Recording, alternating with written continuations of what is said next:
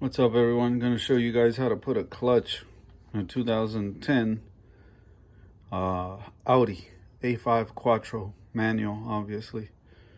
So that's your part number right there, 02200 HD as in Daniel, C as in Carlos, 6. And that's a Clutch Masters Performance clutch and flywheel. I don't know why they say, well, they sell flywheels also, but this is just the clutch. Check them out, clutchmasters.com. There's their phone number, 909-877-6800, or sales at clutchmasters.com. All right, so there's my little commercial for Clutch Masters. This is the flywheel. Now, normally they resurface these. Sometimes they just scuff them up like they did this one. I guess you couldn't get it resurfaced anywhere. So not every machine, only certain machine shops have the equipment to actually resurface these correctly. So they just scuffed it up a little bit with the whiz wheel or whatever.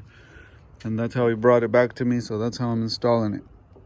Anyways, here's your clutch. Appears to be like a stage 2 or a stage 3. It'll say on the back, it's pretty simple. Flywheel on this side, right? So this is the flywheel. This is a dual mass flywheel. So we're gonna put this here. And this alignment tool, you can feel where see it won't go, and then you feel for it. There it goes. It falls in. That's where you want it to fall in and be nice and centered. It's love bug season. All right, so we got the new clutch on here, and this is the clutch plate from Clutch Masters.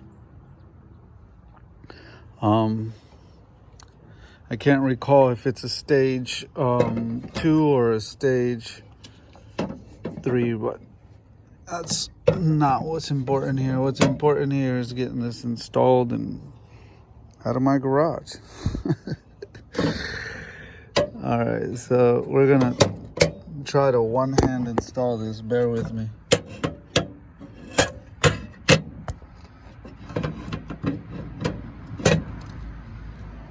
All right, so it has tabs right here. You see the little tabs?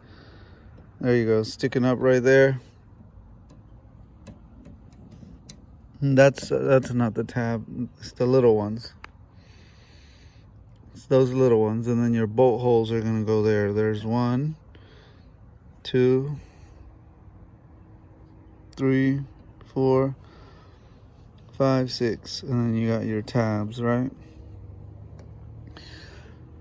It looks to me like somebody played with this before. I don't know. He says it's a new clutch. I opened it in the box. But doesn't that look to you like at some point somebody's put bolts in it already? Maybe he bolted it himself, playing with it. I don't know. Somebody bolted this clutch before. You can see the marks. Maybe when they test it or something before they ship it out. Anyways, here's your bolts. You got 6 of these bolts. They're the 12-point short little guys. Always inspect your threads, make sure they're good. You're gonna use a tool set like this one. And I already got it on my little DeWalt impact here. It is a 9mm that we're going to be using. I always like to get them started by hand first. Don't ever just put them on the tip of the impact and force them in. That's the quickest way to cross thread them. So I get them in, I start them all by hand, nice and easy like that. And that way I know nothing is cross threaded.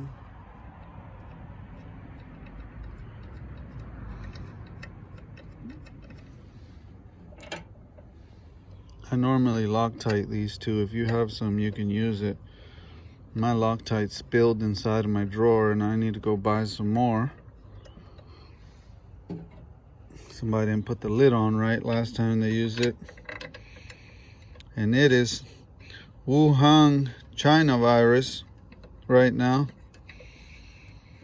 And I don't feel like going to the store and exposing myself to get more Loctite. So we're just gonna put this on without any. We'll hit it, we'll torque it, and that'll be that.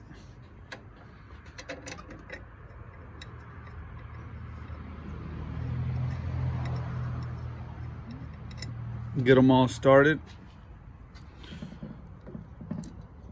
Make sure that, yeah, still centered. Switch up hands over here.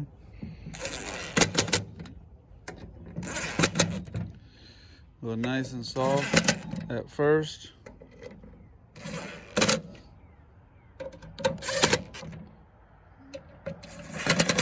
Get it all centered in. Then you could hit it a little harder.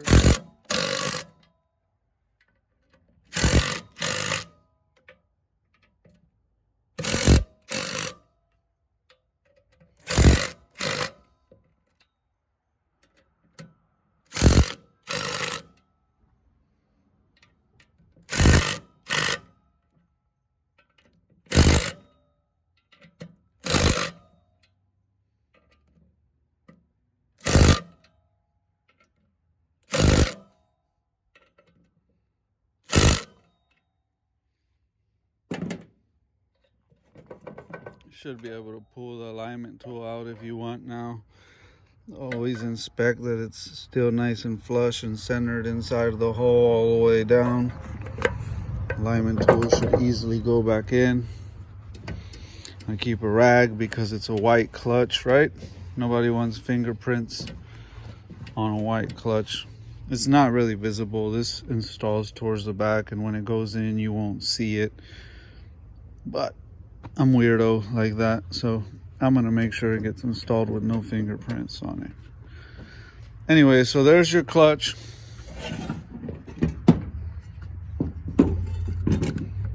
Show you a visual of it standing up.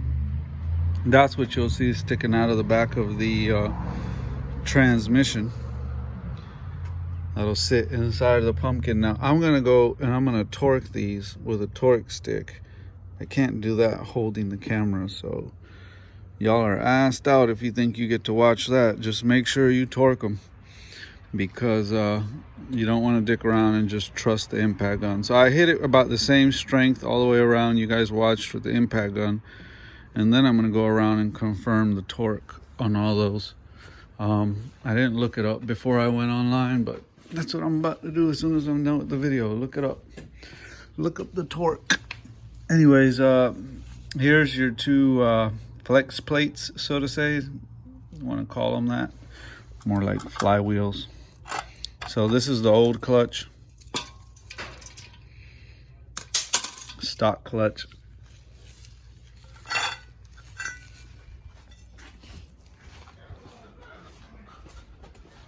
So this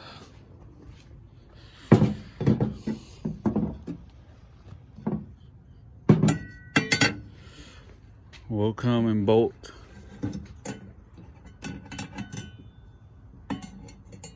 to there. See if that'll stay so I can let it go. Yeah, so that'll bolt to there.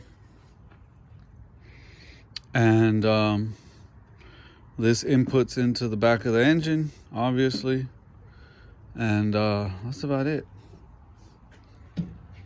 That sucker sits just like that. And then it has 3 bolts that hold it.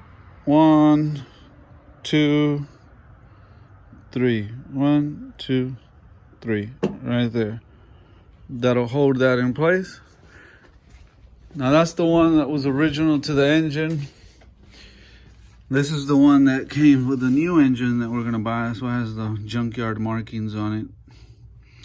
I'll probably use this one just because warranty issues. They know it was theirs if they see those marks. But it's got a yellow mark there. Somebody marked it. So like I said, 1, 2, 3, and then your bolts there. I will take one more closer look at the teeth on both of these and see which one has had a better life as far as starter engagement on the teeth. Then this opposite end will go into here. And I just showed you this input shaft I have set up here so you could see it comes in through here, out through there, in through there. So that's the input shaft. It'll sit inside of there. We'll set that on the ground for now. And here we have the fork, and that's already attached. I cleaned it all up. It was all clobbered up and dirty. We have your brand new throwout bearing that it came with, properly installed. You want it to pull on the fork when you pull out. See how it's still grabbing the fork? The fork is moving with it. That's how you know you're clipped in good. And then obviously clipped into the pivot point on the back of the manual transmission there. Went ahead and cleaned this all up, as you can see, nice and clean in there. So this is ready to install. I always put a ever so light, very thin, little bit coat of grease on that, just so it helps everything slide into place better. So I'm gonna stop the video, put a little light dab of grease on that. I'm gonna torque the clutch bolts. I'm gonna decide which of these flex plates has the better teeth out of the two. And I'm gonna get this clutch and this half shaft installed, and then it's dinner time. So yeah, that's the objective. And then when we're done with that, we are going to install the turbo, install the oil cooler, and get ready to drop into the hole. I think I'm gonna call it a night once I get everything swapped over to this engine and have this engine off of the stand. Once I get all of that stuff off of that engine onto this engine and this engine on that stand, then I will be ready to just have the new engine hooked up like this engine with everything attached, the old engine off of there. At that point, I'll get the new motor mounts set up depending what time it is, and then I'll leave it alone until tomorrow. And then tomorrow I'll set it down in place. I like to do that with a fresh head when I first wake up and start connecting everything else and getting this thing out of here, because we already got another one waiting to come inside and get a new engine, and it's gonna be fun. We got that Volkswagen Beetle over there. We gotta drop a motor in, and I gotta finish up putting all this interior back in here. I cleaned this up, pressure washed the carpet. That stain right there was super nasty. It looks so much better than it was. I'm contemplating if I should hit it one more time with the pressure washer, but it took so long to dry. I think I'm gonna put rubber mats over that, and you're not gonna see that anyways. I really was about to just rip this carpet out and throw it out, but we're gonna go ahead and put the seats in it, put the rubber mats in it. Got these seats cleaned up the best we could. They're not perfect, but they're definitely a lot more clean. Here's your center armrest, cup holders. So yeah, it's a lot cleaner than what it was. Got a couple little stains. Like I said, they were just stubborn. But it does look a gazillion times better. Got some of that nasty smell out of here. It smelled bad in here. So got the back seat all cleaned up. Had a pretty productive day. The sun dried most of that up. Now got to put that back together too. So we got a pretty full evening ahead of us.